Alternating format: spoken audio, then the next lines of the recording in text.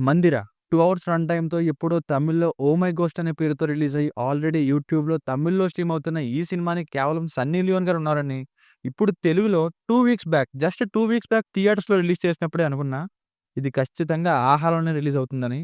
ఇక ఇప్పుడు 2 వారాల్లోనే 'ఆహా'లకొచ్చేసింది. అనుష్క గారి 'అరుంధతి' సినిమాలో ఆత్మని లేపి బయటకు విడుదల చేయడం అనే పాయింట్‌తోనే ఉంటుంది. ఇదే బేసిక్ స్టోరీ లైన్ కూడా ఇందులో. ఎంత బోరింగ్‌గా తీశారంటే ఎక్స్‌పెక్టేషన్స్ లేకుండా చూసినా సినిమాలో ఆత్మని లేపడం కాదు, నాలో నిద్రను లేపారు. 'మందిర' కాదిది. ఏందిరా అన్నట్టుంది.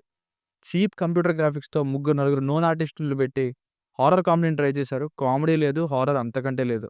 Boring film guys. సింపుల్‌గా చెప్పాలంటే సినిమాలో ఏం బావుంది అంటే చెప్పడానికి ఒక్క సీన్ కూడా లేదు. పార్ట్ 2 అన్నట్టు మళ్ళీ ఎండ్ చేశారు. ఫ్యామిలీతో చూడొచ్చా అంటే 'సన్నీ లియోన్' గారి ఎక్స్‌పోజింగ్ ఉంది కొన్ని చోట్ల.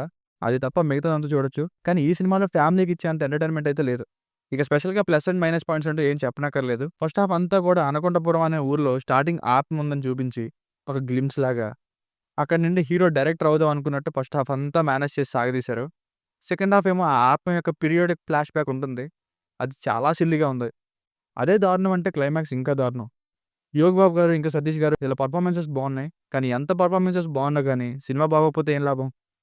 మధ్యలో హీరోయిన్ సెలక్షన్ ప్రాసెస్ ఏంటో, సాంగ్స్ ఎందుకో, ఆ టైంలో వచ్చే ఫోర్స్‌డ్ కామెడీ, రొటీన్ హారర్ సినిమా టెంప్లేట్‌ని ఇంకా వరస్ట్‌గా యూజ్ చేసుకుంటే వచ్చిన అవుట్‌పుట్ ఇలా ఉంటుందని చెప్పేలా ఉంది.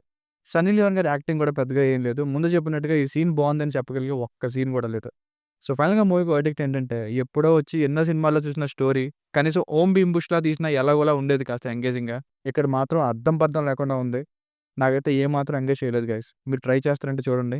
Boring and pointless silly horror comedy. దీనికి రేటింగ్ వచ్చేసి ఇది నా ఒపీనియన్ 1.5/5. అది కూడా కొన్ని లొకేషన్స్‌కి, కొన్ని చోట్ల మ్యూజిక్‌కి, ఇంకా ఆర్టిస్ట్‌ల పెర్ఫార్మన్సెస్‌కి.